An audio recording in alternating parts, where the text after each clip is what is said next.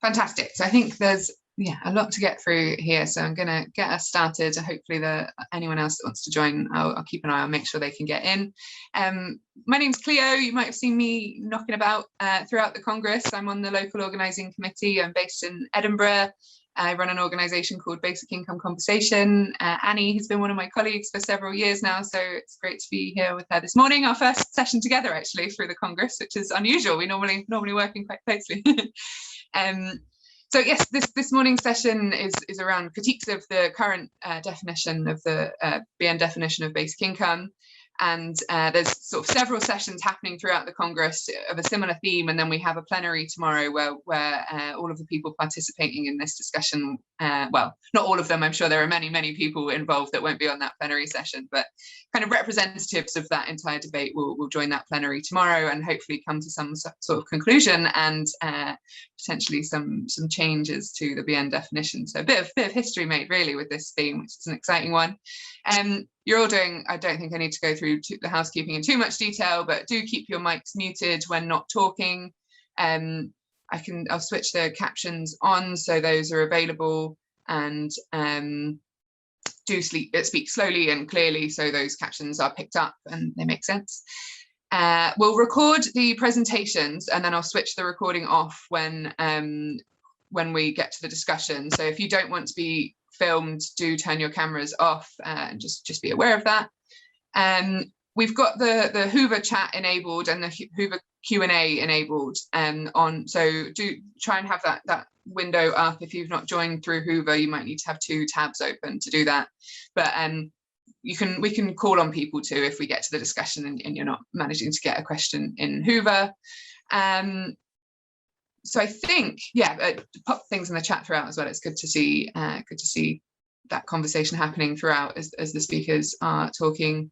Just to recognise the volunteer team created a mission statement for the Congress. So I'll end on that and then I'll hand over to Annie, who will be our first speaker, and then Toru, who will be our second. The mission statement is, we believe that freedom from poverty and human security should be a basic human right, and we believe that basic income is the best method of transferring this right into a living reality. The time for a basic income has come, so we're here to talk about how we make it happen. We can only achieve this through cooperation and collaboration. Our mission with this Congress was to bring speakers and attendees from all over the world together to take basic income from idea to reality. So a bit of that this morning. Thank you for joining us here, and I will press record and hand over to Annie. Thank you. Hi everyone, this is Annie Miller speaking to you from Edinburgh, Scotland on a bright sunny summer morning, and I've been interested in the concept of the definition of basic income for some years, and I'd like to share with you my latest thought on this. I'm just going to share screen with you. Please bear with me for a minute while I sort this out. I think this is it.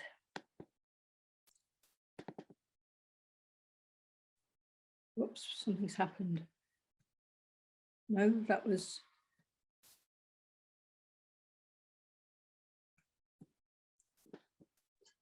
I'm not sure what's happened, but my screen's doing. Yep. If you stop sharing your screen and then go again, you should see your presentation in the list of options. So if you click on the image of your presentation, that should come up. I thought I was, but oh, wait a minute. No, that's not it. Can't find it. I've just hang on a minute. Can you help me do the sheet? My son's just coming to rescue me. Oh, fantastic. It's good timing. I'm going to go back to screen sharing so that no, I'm not. Can you help me? I've just done screen share and I'm trying to find the right one, which was down there. What are you trying to share? That one. Right, that's it.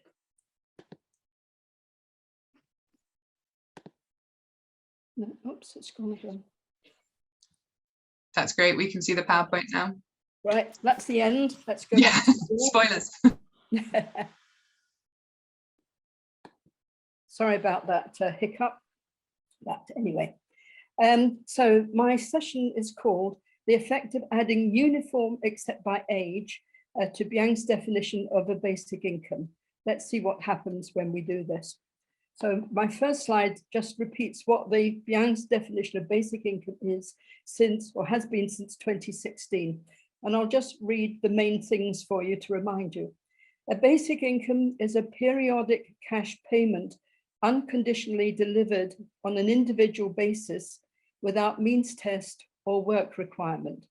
That is, basic income has the following 5 characteristics. It's periodic, it's a cash payment, it's individual, paid on an individual basis, it's universal, paid to all, and it's unconditional, without a requirement to work or to demonstrate willingness to work. So that's just the current situation. Now, I think that that is not complete, and I want to explain why. The first thing is that universal has sometimes been interpreted as meaning everyone receives the same. But universal merely indicates who will be entitled to the basic income and not the amount. And the Young definition doesn't preclude different amounts being paid to men and women, or by sexual orientation, race, religion, educational attainment, or even height. It only precludes differences according to means, which we usually take to mean income or wealth. So if advocates want to avoid discrimination, and in order for people to receive the same amount, then a 6th characteristic, uniform, must be introduced. So let's consider this new characteristic. If we look at universal, it is paid to all. We could have added, it is not targeted at particular sections of the population according to specific categories or circumstances. And uniform would be the same, the amount is the same or equal for everyone within a given jurisdiction at a given time, and it would not vary according to pre-existing categories or circumstances.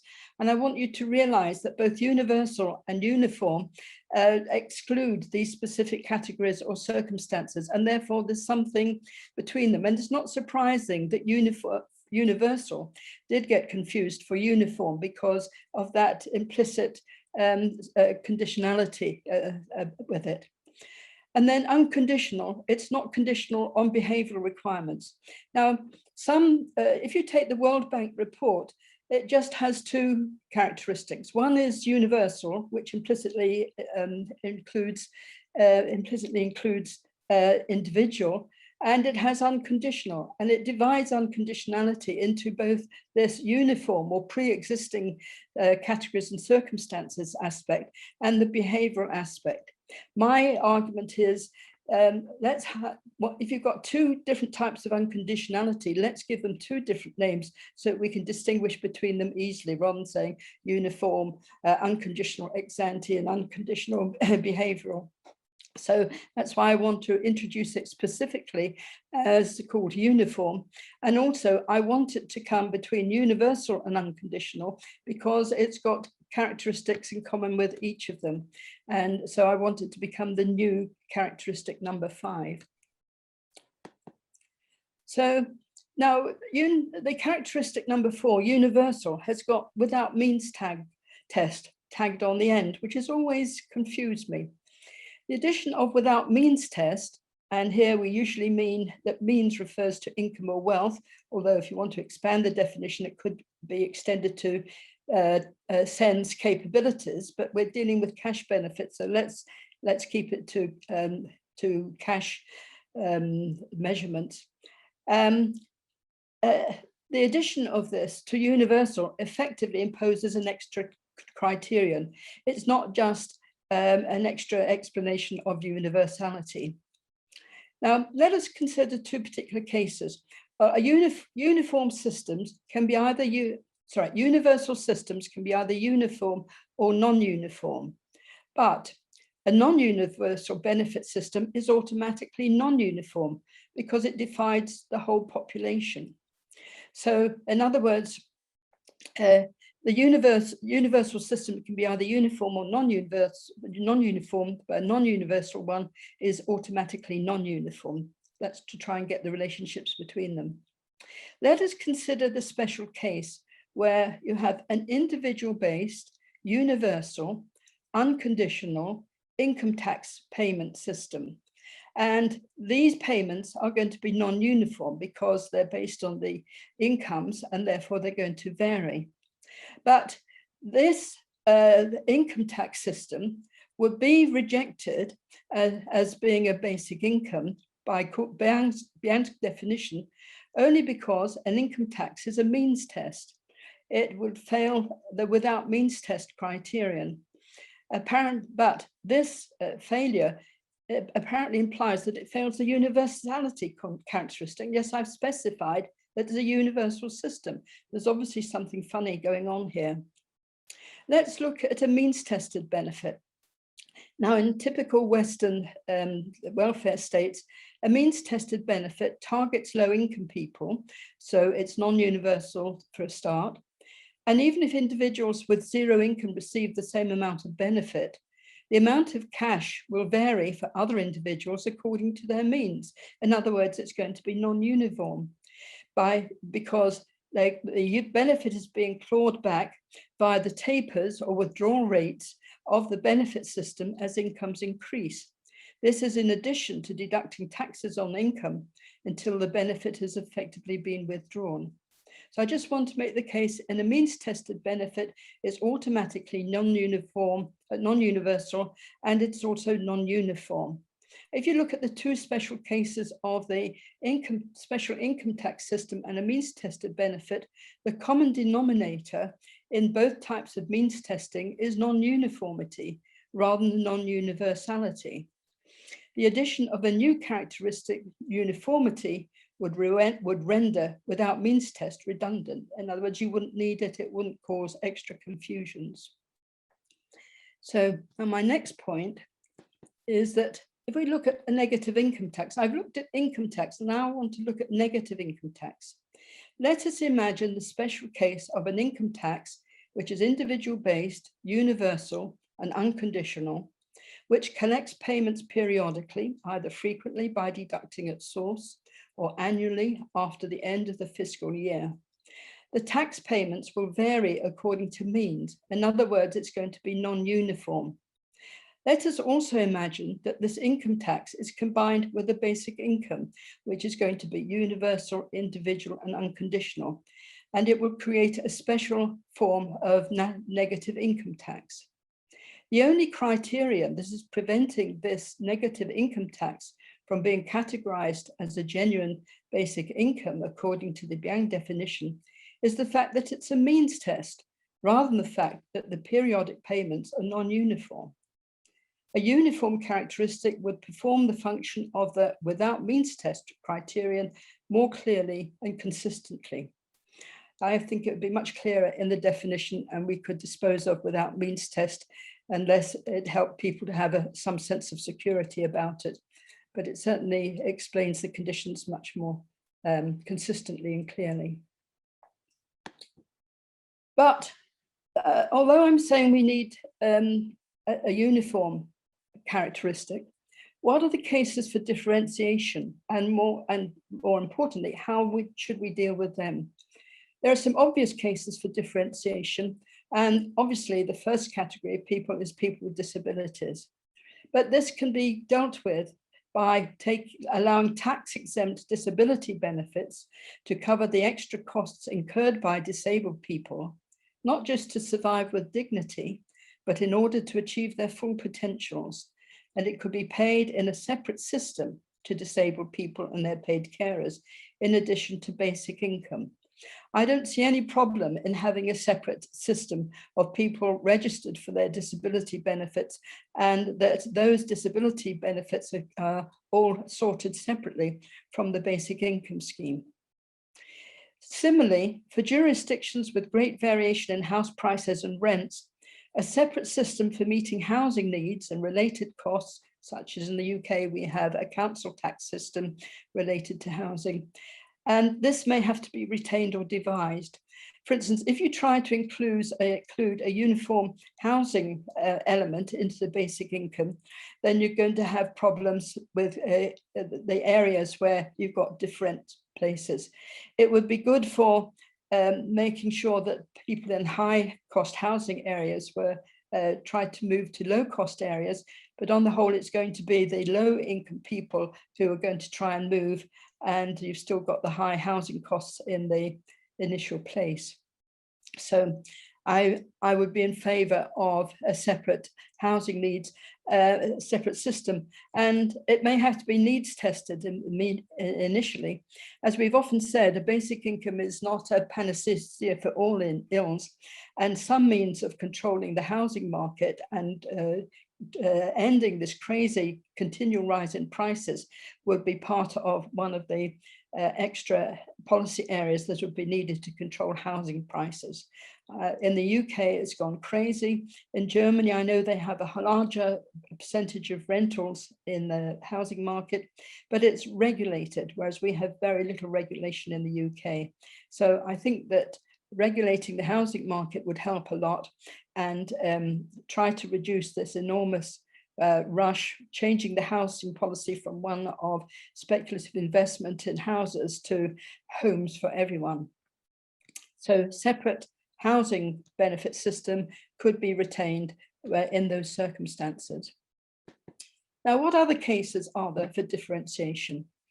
Some people have suggested that there could be a case for differentiating cash benefits according to regional costs of living within the jurisdiction. Now, I take the case of London, which has got the highest prices in the UK, compared with, say, rural areas in the northeast of England, for instance. Now, if you gave cash benefits differentiated on the regional costs of living, then it's just going to maintain the differentials between London and the rest of the country. So it would just merely exacerbate the situation. We're just feeding it rather than stopping it. But while it's anticipated that basic incomes will vary across jurisdictions, one with great climatic variations within its jurisdiction will have to make a judgment about how best to protect those who face the harshest conditions. And the two places that come to mind that I'd like to ask how it's dealt with there are Chile, with its enormous range of geographical area, from quite tropical areas or subtropical areas down to very cold areas. And also Argentina, which doesn't have quite such a wide range, but has a similarly long longitude. So I'm not sure how they cope with that, but people are going to have to, jurisdiction going to have to use their own common sense about how to cope with that. Obviously, where you've got climatic variations between different jurisdictions, then they will take that into account when they work out what level of basic income they're going to give. So where a jurisdiction involves long distances, perhaps different ways of coping with it are better for it, like free or subsidized public transport may be a cheaper and fairer way of tackling different travel needs, in addition to reducing carbon emissions from private road vehicles. It was pointed out to me recently that compared with Edinburgh, Shetland Islands are a long way away from Edinburgh. Should they have extra amounts, and how do you allocate it across the country to make it fair? Do you give people in Edinburgh extra because they might want to go to the Shetland Islands? I would rather solve the problem through the public transport system than through differentiating the basic income, because with these long distances, it's just so problematic. It's not like a separate category. So I want to look at the case for uniformity by two different justifications for a basic income. The first one is through the social dividend, which is the name given to a dividend from the economy, which is underpinned both by the wealth of the nation, represented by land and natural resources, as advocated by Thomas Paine, but without mentioning basic income, of course. It's underpinned by the infrastructure and material heritage of previous generations, and who's to say whose forebears they are. And also its current human capital and institutions, which the 2005 report by the World Bank said is very much represents the wealth of a nation is very much based on its current human capital and institutions. So if an economy is underpinned by this wealth, then it should be able to produce a dividend. and that dividend could be distributed to the population. Now, I've suggested that in many cases, this is likely to be a partial basic income, but it's been pointed out to me that there could be other instances, like with Norway's sovereign wealth fund, that it would be enough to distribute a basic income if it chose to do so, but it doesn't have to be a partial. But the basis on which is offered as being the shared resources, I think means that it's appropriate that a social dividend should be universal and uniform. Now, the second case for a uniform full basic income, more recently, basic income advocates have been calling for a full basic income, possibly inspired by a modified version of the Universal Declaration of Human Rights, Article 25, Paragraph 1, which was put forward in 1945 and I think went into other legislation in 1948. Now, as it stands, the Universal Declaration of Human Rights is very patriarchal. It's targeted on people with particular circumstances, and it says in circumstances beyond your control. So it's very conditional. So we would need a modified version of this Universal Declaration of Human Rights in order to give the right to a basic income. Now, after its definition, Byang adds, or used to add, but it's disappeared recently, a basic income that is stable in size and frequency and high enough to be, in combination with other social services, part of a strategy to eliminate material poverty and enable the social and cultural participation of every individual is often called a full basic income. And we note that a full basic income would attempt to meet the general income needs of the population rather than being tailored to the individual needs of people. So this is a different case, and it's based on the fact of compassion, of the recognition of our mutual independence and therefore our mutual responsibility towards each other. I now want to look at the unintended consequences of a uniform full basic income. For instance, household economies of scale increasing with family size could be enormous. Imagine a family with 8 children, and the family size is under the direct control of one or both parents. Now, this could provide an incentive towards increasing family size and population growth, and this would be disastrous for our current climate emergency. It could also have a negative effect on the labour supply of the parents in the marketplace, both from an income point of view, an income effect, and from the time use if they're looking after 8 children, for instance. But it has been suggested that part of a child basic income could be diverted to develop health and education as collective services. Or another suggestion has been that part of a child basic income could be saved to provide a universal capital grant at some designated age of adulthood. But to my mind, this is no longer a uniform basic income. It's actually non-uniform according to age and can be considered under that heading.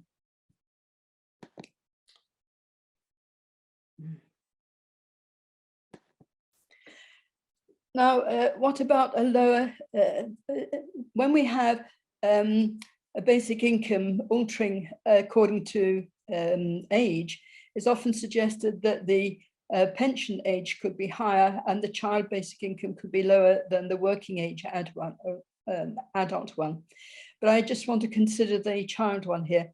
I don't think there's necessarily much of a case between having a difference between the working age adult and a pensioner age. And some people have suggested that the adult basic income should be higher than the pension age because they need more money to get to work. Well, if they're working, then they probably don't need the basic income. I would have it the same for everybody. But what about a lower child basic income? Now, many basic income advocates recommend that a child basic income should be half that of a working age adult, but much depends on the extent and adequacy of the available social services. For instance, if you've got good education, extending to greater than just primary education, but into secondary and even tertiary education, then perhaps that's okay. The other thing is the OECD recommends a poverty benchmark where a child basic income is roughly 1/3 of an adult basic income. It gives two levels. One is a before housing costs is taken into account, and the other is after housing costs are taken into account. And either way, it's roughly 1/3 of the allocation for the first adult basic income. Sorry, I've gone too far. We note that uniform except by age would not preclude a jurisdiction delivering uniform basic incomes for all. So it gives that option. But at the other extreme, uniform except by age could legitimize jurisdictions' exclusion of children from the basic income programs and yet still be classed as genuine basic incomes. That bit is not so important as the exclusion. I don't know whether we could attend to this by after universal, it is paid to all, including children, would just emphasize the fact that children are included in the scheme, but here indicating that they don't necessarily get the same basic income as an adult in all jurisdictions.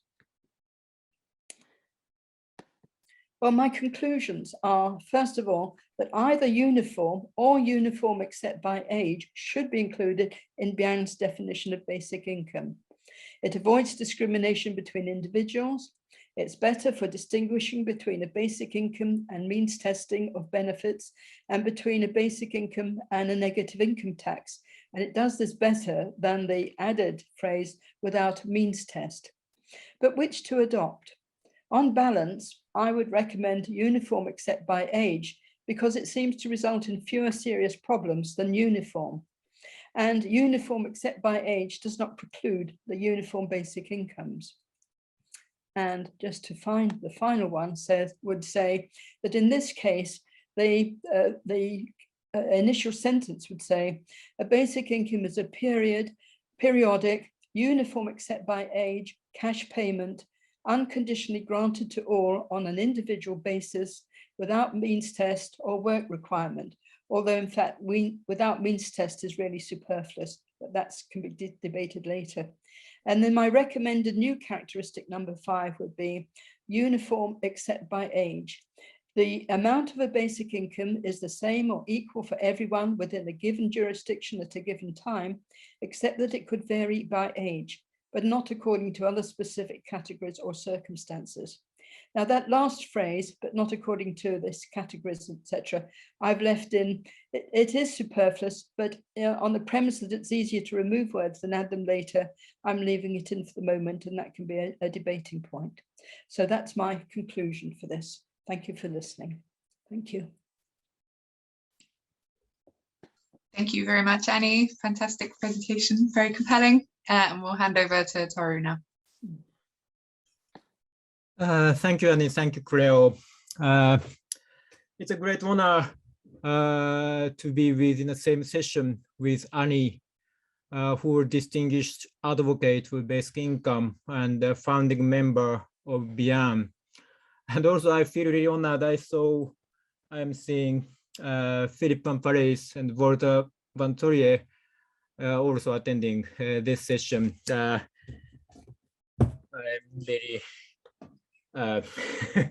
influenced by both Philip's work and Walter's work, and also both of them helped me for some material. So thank you very much. And before starting, I'd like to say thank you for Glasgow team, Cleo and other people to enabling to this happen. And also some qualification of my nature of my paper, it's different from Annie's one. It seems Annie's one is to propose some particular change to the current official definition of BIAN, official definition of basic income by BIAN.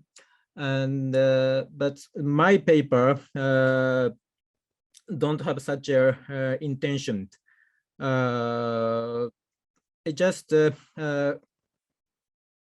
rather just straight the end definition historiographically enabling fruitful discussion.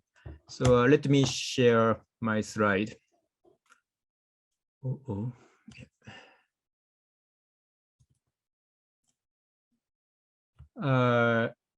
Can you see my slide? Yes, The we can title see that. Yeah, thank you. Title of my paper is a penny a month, a basic income, revisiting the historiography of the concept of threshold in basic income. Most simply put it, welcome to mystery tour on how we came to have two definitions of basic income.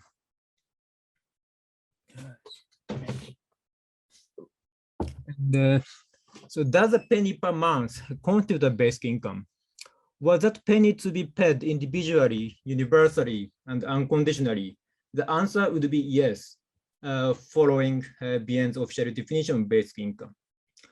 However, the answer would be no if we were to follow either the initial usage of the term basic income in the early 1950s or the common understanding of basic income in 1980s, or definitions adopted by more than 10 regional affiliates of BN currently. So it's like we have two different definitions. How do we find ourselves in this parallel world?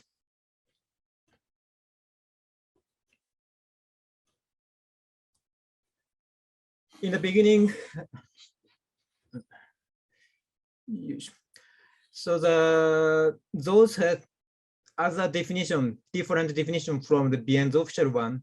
There is existence of some notion of the threshold or level to be taken as a minimum or as adequate. This threshold are multifariously worded, such as covering basic need or covering the base cost of living, corresponding to a subsistence level, or being adequate, constituting a minimum, etc. What is common among all of them presuppose a certain minimum threshold as essential component of basic income.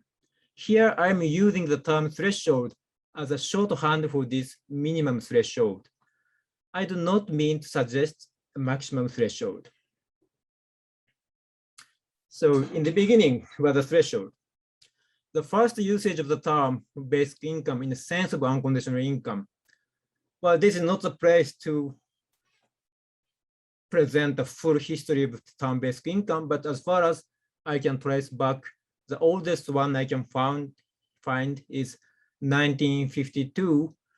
American institutionalist economist Clarence E. Ayers advocate what he called basic independent income.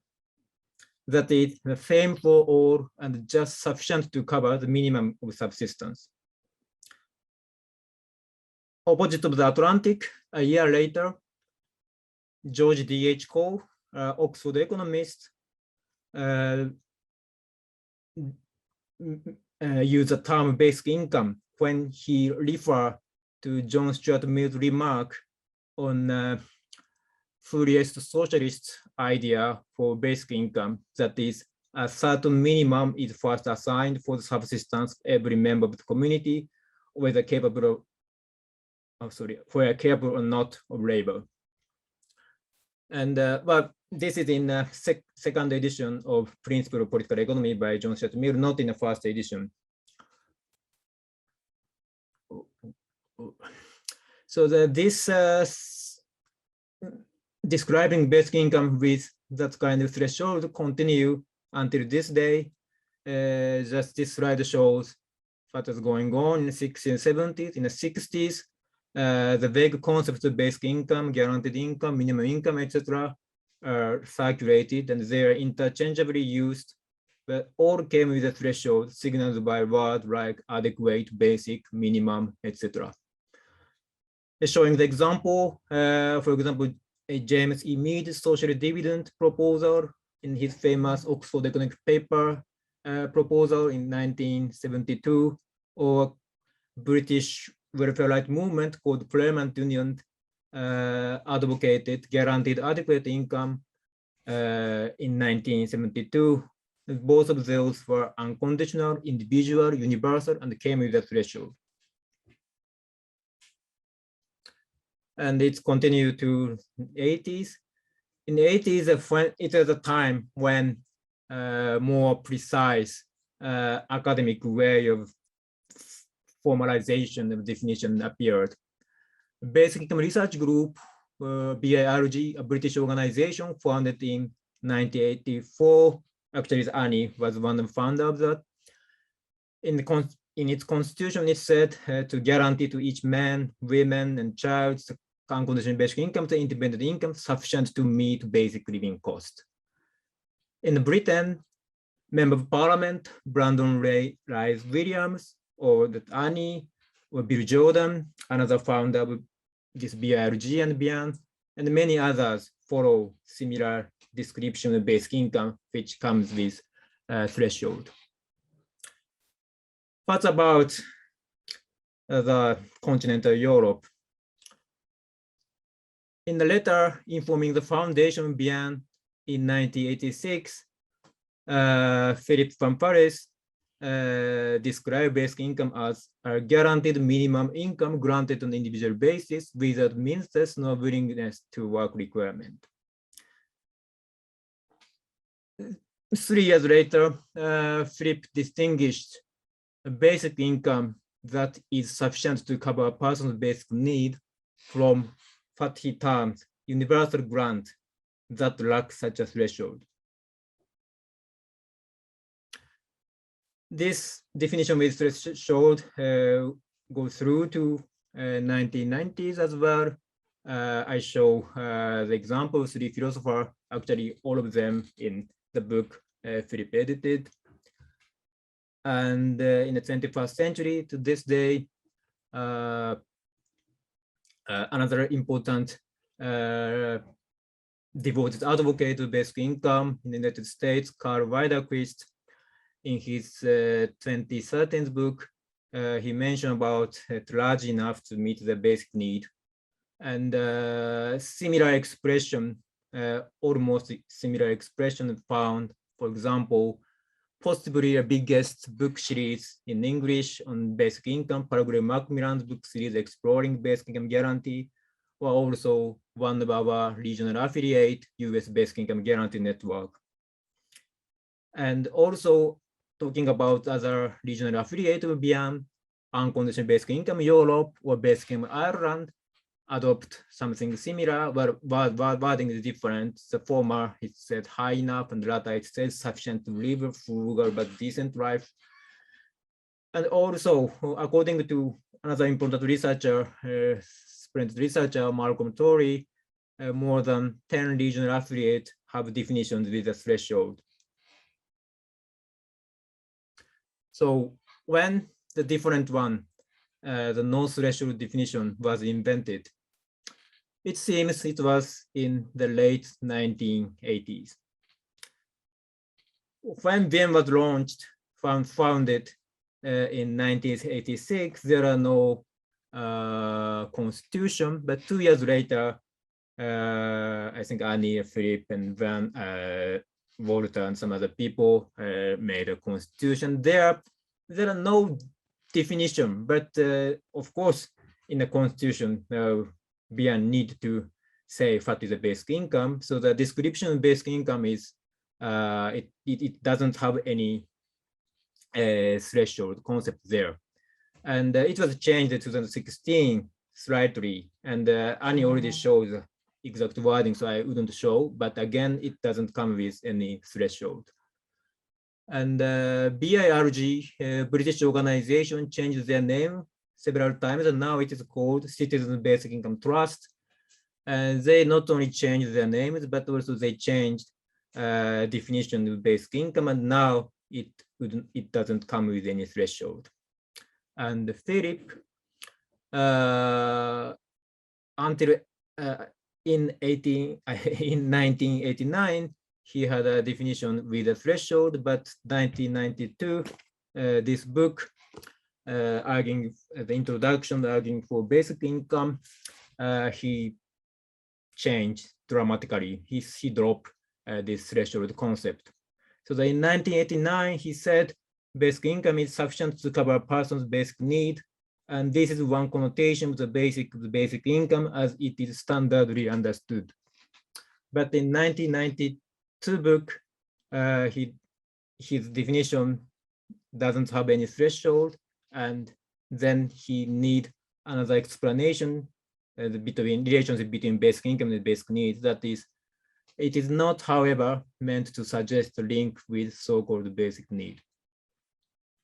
I don't want to say Philip changed what is a desirable basic income, but definition changed, and Philip is one of the contemporary best philosophers who tackle with the concept of needs really, really seriously. So I don't want the audience to misunderstand on this point. I just mentioning change of definition. So what's wrong with the omission of the threshold from the definition? I'd like to point 3 issues. One is logical, the second one is historical, and the third one is political. And the logical one, so let's take an example of Citizens Basic Income Trust. According to this organization, penny per month paid unconditionally, automatically, individually, in a non-withdrawal manner, and as a right of citizenship, that a penny is a basic income. And according to the website, such income would provide a secure financial platform to build on, enable the employment market to become more flexible at the same time as enhancing income security, give to everyone more choices over the number of hours of employment, enable carers to balance their caring and the other responsibilities, make it easier to start new businesses or to go self-employed, and encourage personal freedom, creativity, and voluntary activity. Well, last time I lived in the UK is 7 years ago, and probably now Britain become much changed in a good way. But as far as my experience in mid 2010, 2010s and 2000, a penny per year hardly enables those things, and probably almost the world, it's quite impossible to do that. So there's something logically missing between what CBIT define as basic income and what CBIT thinks such an income can achieve.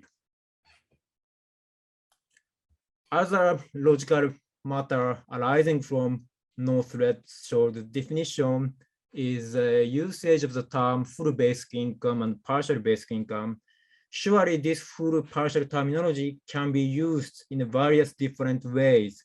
And I sometimes use in a totally different way, like lacking one of criteria of basic income, but still something similar.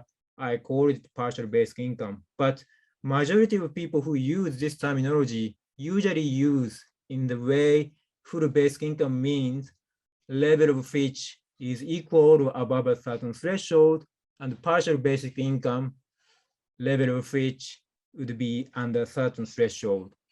So using this terminology with, in this sense, while having a definition no threshold basic income, this is logically inconsistent because this terminology in this sense already presupposes the threshold concept in its definition of basic income. And we can find multiple examples of such a logical inconsistency. Philip Van Parijs himself acutely aware of this logical inconsistency in this book, but not all of advocates who follow non-threshold definition is cautious enough as Philip does. And the second point I'd like to raise is a historical one.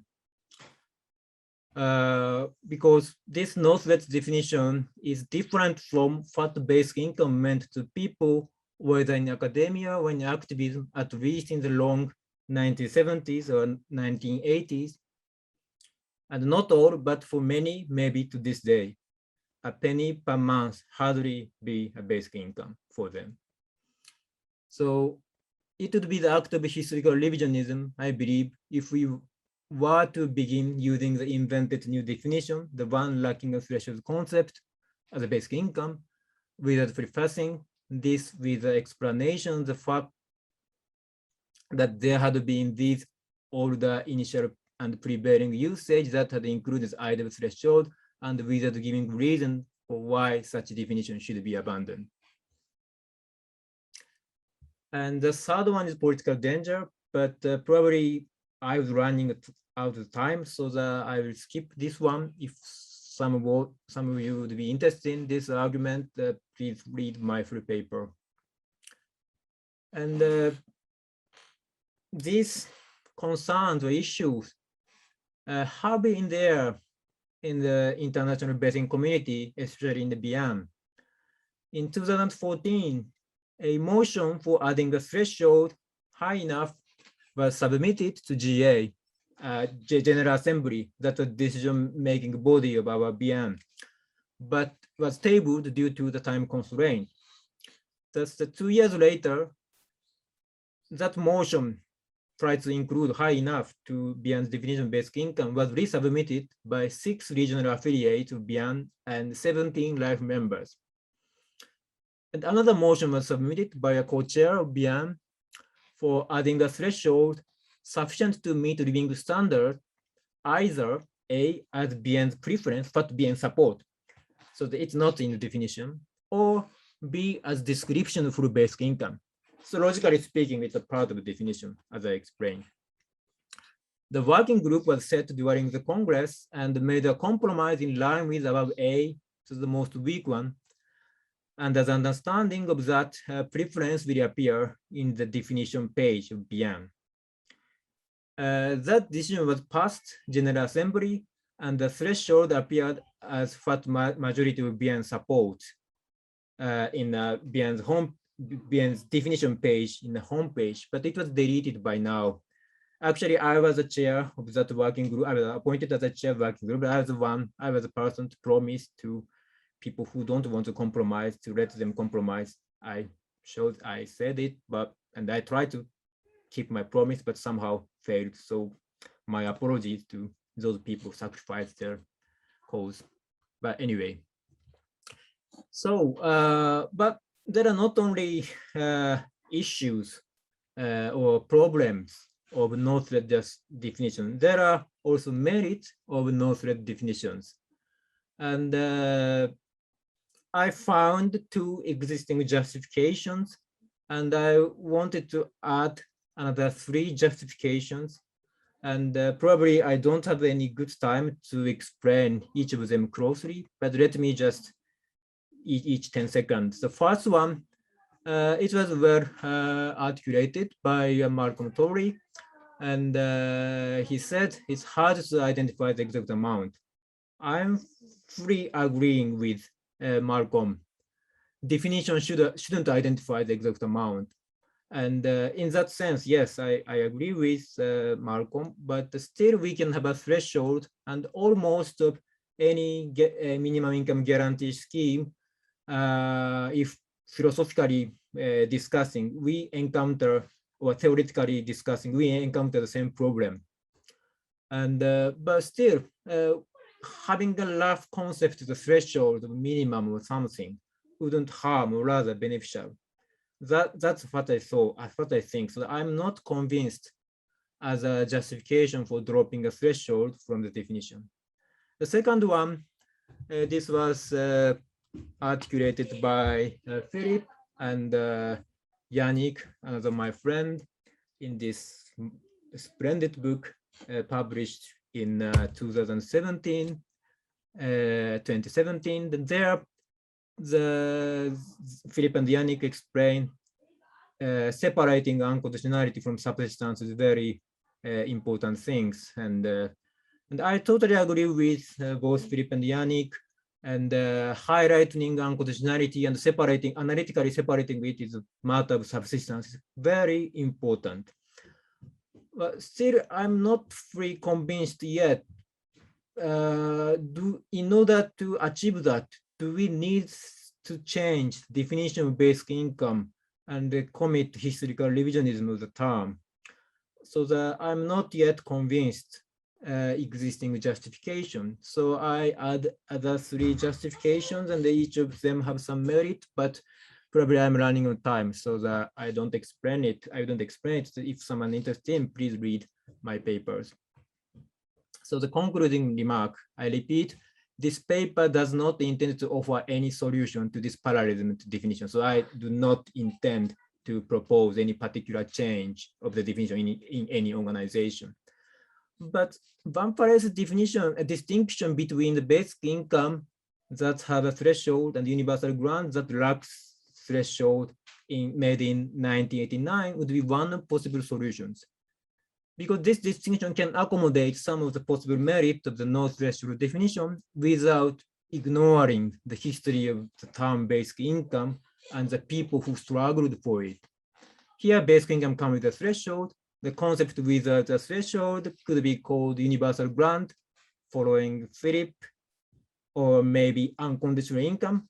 Intuitively, I prefer this one because it's quite direct to and can highlight unconditionality. It's also, again, following Philip on several other occasions, or social dividend. So my timid hope were first to rescue the concept of threshold in basic income from historical revisionism and perhaps from subsequent collective amnesia. This is a principal and purely academic aim of the paper. My second timid hope is that this definitional discussion in basic income communities be based on proper recognition of the history of the term basic income. Thank you for listening, and thank you, Cleo and Glasgow team. Thank you. Thank you very much to you both for your presentations. So yeah, keen to have a bit of a Q&A or a discussion here. We've not got many questions in the chat, so I'm hoping people will want to speak up and add their comments. James Mulvale, you've put some comments in the chat so far, so did you want to add them here? Yeah, thanks, Cleo, and thanks to both Annie and Toru for the presentations. Yeah, I put a couple of points in the chat. One is, I think we often miss in discussing basic income, making the really important differentiation between means testing and income testing. Means testing means taking account of one's assets, you know, your owned property such as a house or savings for retirement or education and perhaps even automobile if you have one, and maybe disposing of such assets in order to get benefits. And this is typical of social assistance schemes, you know, last resort stigmatized income assistance. Whereas income testing is, you know, typically less stigmatized, just means saying that over the calendar year of 2020, I made X amount of money, as you might do on an income tax return, and that can determine amount of benefits. So, I mean, I'm talking about, in this case, a negative income tax approach. But, you know, if we're going to think about that as a basic income-like benefit, then I think we have to really differentiate means testing from income testing. And the other point is, I don't think, at least in my experience, we never talk about in a scheme where a basic income is paid as an upfront, you know, demo grant or guaranteed payment on a monthly basis. We never really address the question, or rarely address the question of, is that subject to income taxation? If you have a progressive income tax scheme, you could, you know, recover most of a basic income benefit through the income tax levy from those who have very high incomes and may not actually need a basic income benefit. So I'd just be interested in the panelists' comments on those two questions. Thanks.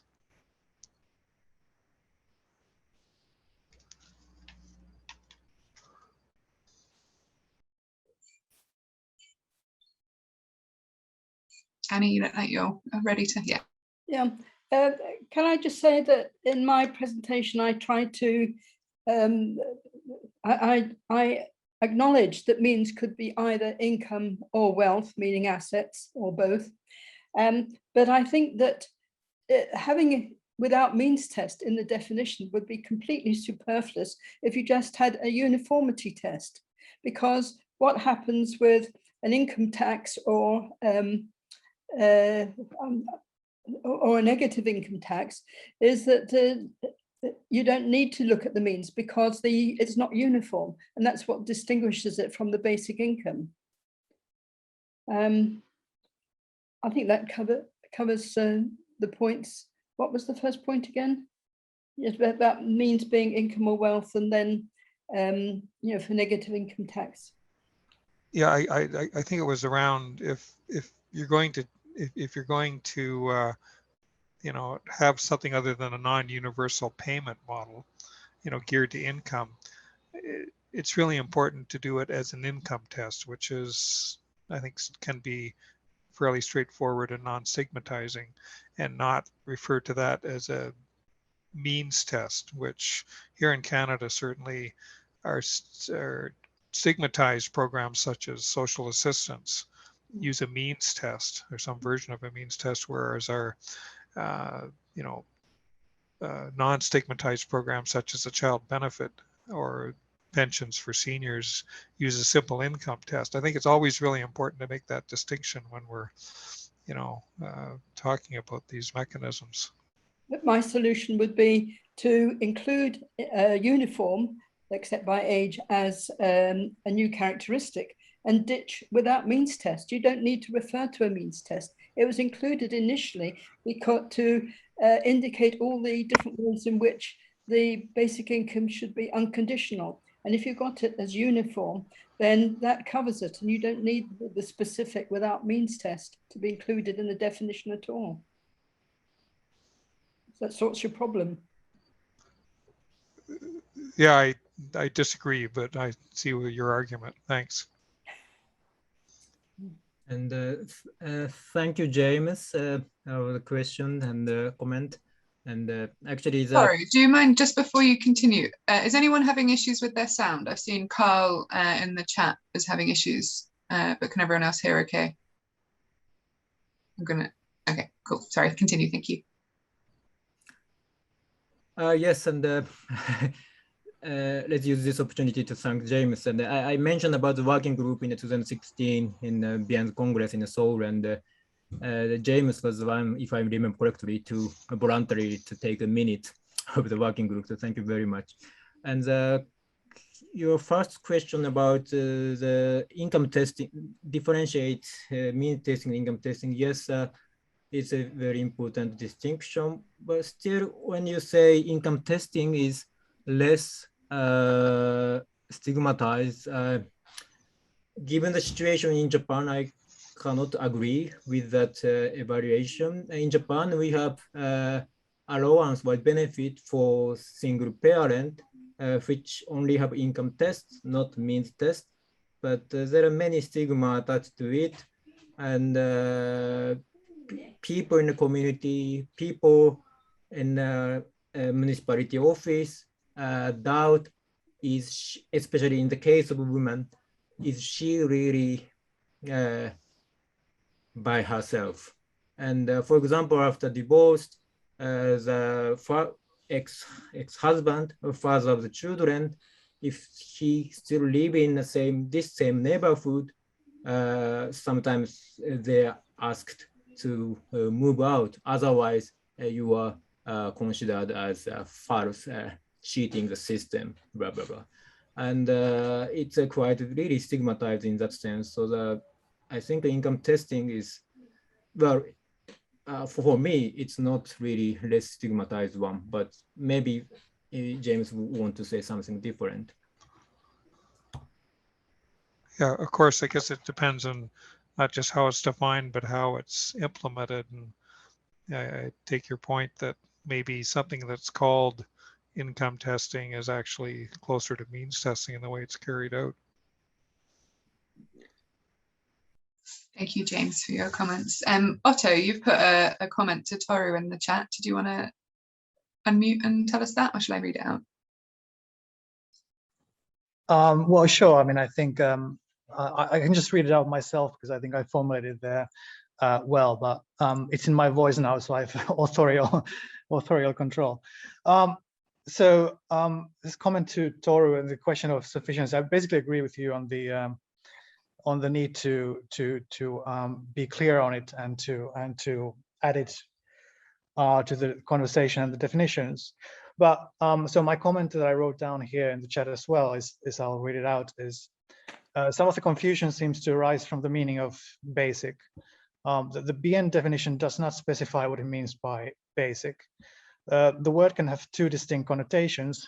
On the one hand, basic can mean low, right? On the other hand, basic can mean high enough. And under the latter definition, basic income is by definition high enough to meet basic something, whether it's basic needs or something else. And I think it's odd that the official BN definition does not begin by explicitly defining the two central words of the concept that it advocates, basic and income. Income might not need as much of a opening up, but I think the word basic definitely does.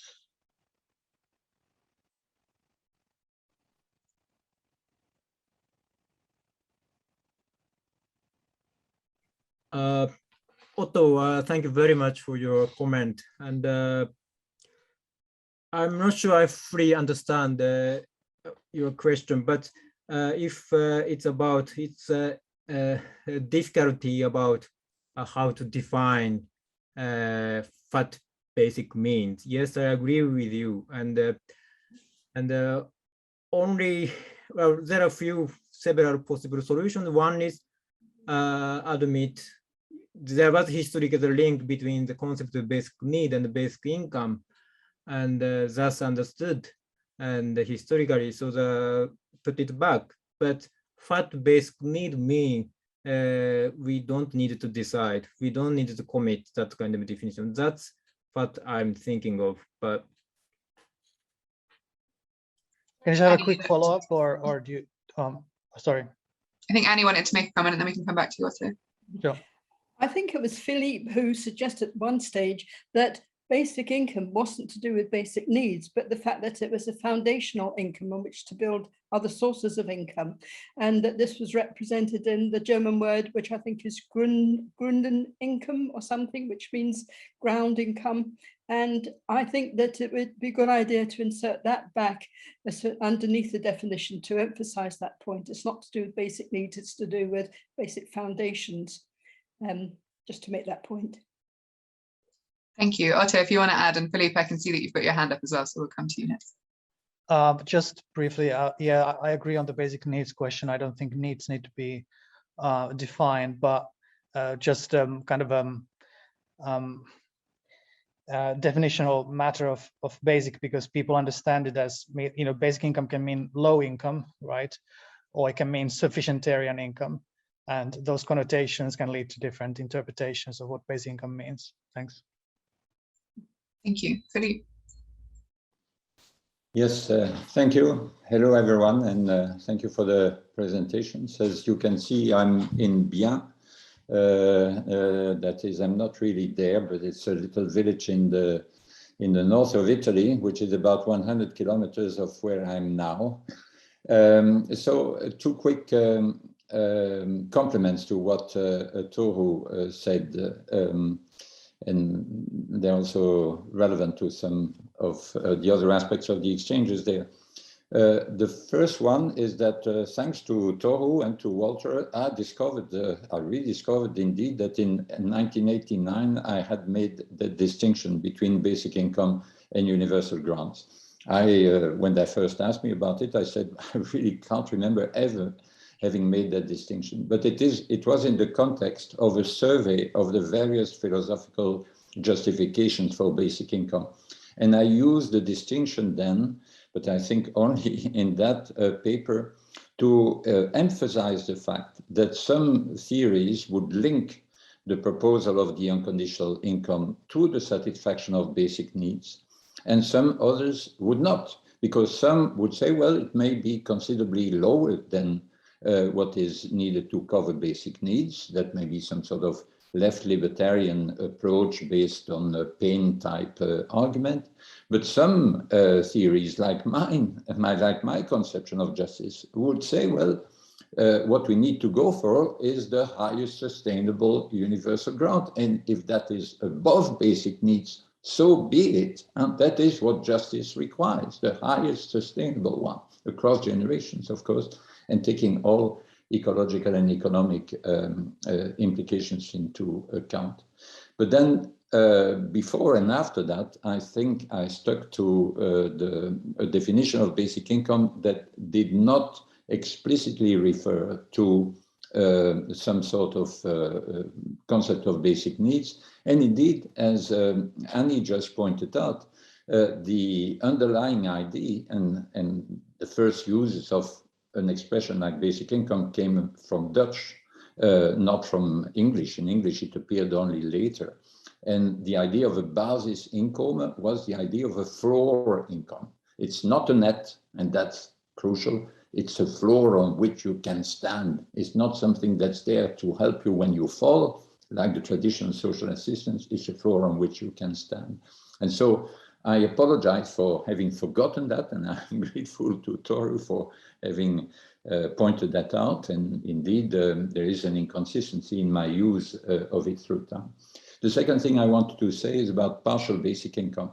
Again, this was influenced by the Dutch discussion, where in 1985, so shortly before the founding Congress of Bien, an official commission had come out with what they call a proposal for what they call the partial basic income. What did I mean by partial? It meant that it was not intended to be a full replacement of the existing social assistance system. And I picked that up because it was current in that discussion, and then it also percolated into the general international discussion. But the key idea, as I think also Telemac rightly pointed out, is there the reference was to whether or not it was intended to replace the existing social assistance system. And there it said explicitly not, it's unconditional, but certainly for people living on their own, and back to the economies of scale pointed out by Annie in her presentation, certainly for people living on their own, it's not meant to replace entirely the existing social assistance system. So I wanted just to add these two little historical footnotes to Toru's very rigorous and careful account. Did either of the speakers want to add anything to those comments? No? Move on to Peter. You've been waiting patiently. Thank you. Yeah, thank you very much. Thanks both for excellent and fascinating papers, which I've learned a lot from. I guess I wanted to ask Toru in particular how far you think the British debate over sort of trying to produce a costed and politically acceptable basic income in the 1980s was influential here. I'm thinking particularly of the efforts that Hermione Parker made to sort of make basic income politically acceptable in Britain. And you know, obviously, I wasn't around then, which some of those present were. But it seems to me that she reached a conclusion that a full basic income was not politically possible, that the tax rates involved were too high. Incidentally, I think Juliette Rees-Williams ended up going down a similar route in the 1940s. As she tried to sell her ideas to the Conservatives and the Liberals, the rates involved dropped from being equivalent to social security benefits to being a replacement just for the income tax allowance in the first instance, as a kind of step in that direction.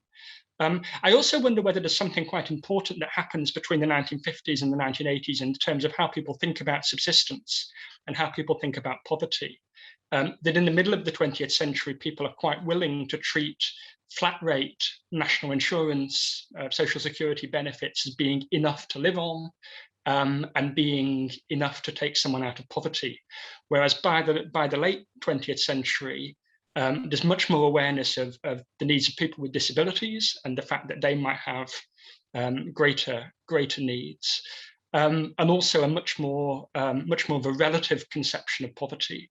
That poverty needs to be seen in relative terms rather than in terms of just getting over a particular fairly low income threshold.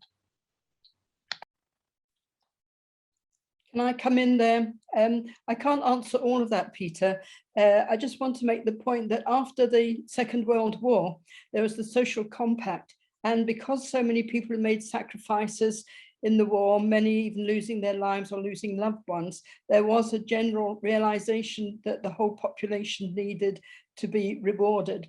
And so you had this, Clement Attlee government, which I think is the best government that the UK has ever had, really did amazing work introducing the NHS, introducing national insurance, social assistance, a secondary education, and all a full employment policy and a house building policy. And that lasted for one generation, just long enough for the new people to come along and forget what it had been based on. And this was also accompanied by Thatcher's neoliberalism, which has lasted for 40 years. And that has changed the whole environment. I think those are the two major. I've heard that there were think tanks. If you go back to the Mount, what's his name, meeting in 1947, which Hayek and what's his name, Friedman were there, and they said that they're going to have to educate the public into this new way of thinking, which was neoliberal, wasn't called that at the time. And so by the time the switch came, they had already educated people to thinking in a different way, a much more selfish and exploitative way in their treatment to other people, which became neoliberalism. So that was underlying it, which meant that when Thatcher was elected, it was already there, ready to be implemented and having been thought about. As to Mimi's things, I can't, when I looked at one of her papers now from 1985, I was amazed at just how comprehensive it was. But of course, we didn't have the microsimulation models then, and it was purely worked out, not quite on the back of an envelope, but with a lot of envelopes, getting a lot of detail. And I'm not quite sure, I can't remember what she thought the level was. I mean, if it was about 45 and she thought that was too high, compared with the income tax rates of 98% just after the war, reducing down to about 37.5 in the 60s. Why would that be considered too high?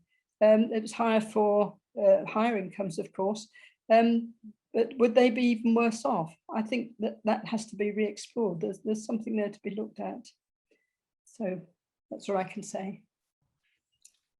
Thank you for a good comment. First, Philip, thank you very much. I have some question to you, but probably I can do it via email if you would kindly reply later. And Peter, thank you very much for thoughtful comment. And the first one, my hearing ability is not good enough in English. You are mentioning about Harmony Parker. Yeah, this one. I only read this book, and as far as her definition is concerned, it comes with some threshold. And yes, and having a threshold wouldn't exclude any proposal for lower level of unconditional income, or we could call partial basic income. So I think what Parker did is that way. She didn't change her definition, but he recommended implementation of partial basic income. That's how I understood. And other one, and yes, I agree with you. Actually, my MPhil thesis is about the dispute on relative poverty between Peter Townsend and Amartya Sen, and I published a couple of papers in English as well. So yes, I understand what you mean, but still I think roughly calculated some threshold, either in the monetary term or in the kind term or whatever, would have been actually guiding us in some way and functioning in some way. And even this diverse world for diverse society, it's still functioning. So why basic income advocate, only basic income advocate should abandon that? That's my question came out from hearing your comment. Thank you very much. Thank you both. Telemac, did you want to add your question or comment? Yeah, so thanks very much again for those two great presentations and all the great comebacks we've had. And my first, I had first like two small remarks. One was on Peter Sloman's point, which also replied the last of Tori's point, which was on the fact that probably in a developed welfare state, a full basic income in the sense of being high enough to replace all state services would also be high enough to ensure someone's livelihood, except in the case of accidents, perhaps, because there's no insurance. But and it seems to me, but I speak under the control of Walter here, that he was, we had an exchange earlier this week where he was saying that to him, Mimi Parker was actually a supporter of both of those meanings of a full basic income. It's just that most of the partisans of full basic income today would probably not be in favor of one of them. And then the small remark, but my main questions are for Annie, but maybe as a starter, there was this point when Toru, you said that to you an income tax was also discriminatory.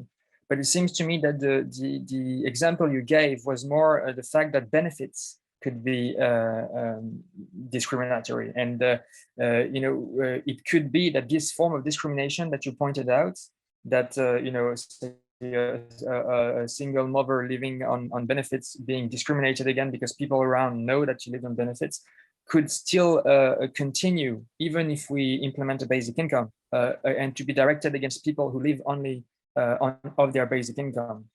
So this is the first point. And the second point is that if an income test is bad, a means test outside of the income is always so much worse. I mean, it's so much more intrusive. It means going to someone's home and looking how much everything they have is worth and controlling everything in their life.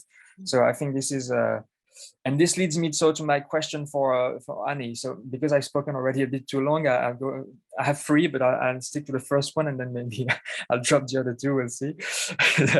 The first one was more, so it's, because it's on that point where your arguments you're making that uniformity would make the difference between negative income tax and basic income, and would get us rid of the need for the income test thing. So basically, it seems to me that a negative income tax does not have to be uniform. That would be my first point. But maybe to put the question in as a thought experiment. So what would you say of a proposal of a uniform payment that respects all of the 5 current criteria of Bien's definition, and that is handled by the tax system? So probably it could be financed by replacing the income tax personal allowance.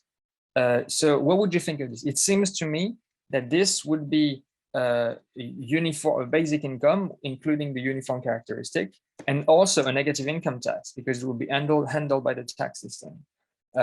So yeah, that's the. Should I go on? Should I stop here? We've only got 2 minutes left, so we'll let the speakers respond. Right. Just very quickly, I'm not against a negative income tax. I just don't think that a basic income is a negative income tax. A basic income is specified without its source of funding, and a negative income tax is both the benefit and the source of funding, and so they're not the same. If a jurisdiction already has an advantage using a negative income tax, that's fine. Just please don't call it a basic income. That's my only point. But the fact that there are two different things, does it mean, do you think that for you it means that the negative income tax can never be a basic income? Do you think that it's not possible for a negative income tax, if it matches all of the criteria, to also be a basic income? It can't be a basic income if you have the uniform characteristic, because the whole point about taxing is that you're charging people different amounts according to their income. So that precludes a negative income tax from being defined as a basic income, and solves the problem that some places are finding about the aspect of means testing in a negative income tax, or any income tax system. It becomes obsolete. It renders it unnecessary, superfluous, because the uniform takes account of that. Toru, we'll come to you for a comment, and then we're unfortunately going to have to wrap up. I think we are running out of time. So I disagree with the Telemach's point, and but we can talk later. So I just want to thank you all for coming here, and let me just. So that there are another discussion in the definition of basic income. And just after that, I think Carl and Philip and Malcolm and some other people talk on similar topic. And also later, I forgot the exact time, and Telemach and I will be another session for the, it is an open forum. It's not paper presentation, rather people freely talk about this topic. And so the hope we can continue in some venue. Thank you very much all attending. Thank you very much. Thank you very much indeed. Especially Thank you. Cleo and her team to make this happen. Thank you very much. Thank you, everyone. Yes, next session also on definitions. So more time to get into this today. But thank you. We'll see you there. Bye. That'd be great. Thank you, Philip. Thank you, Walter. Thank you all.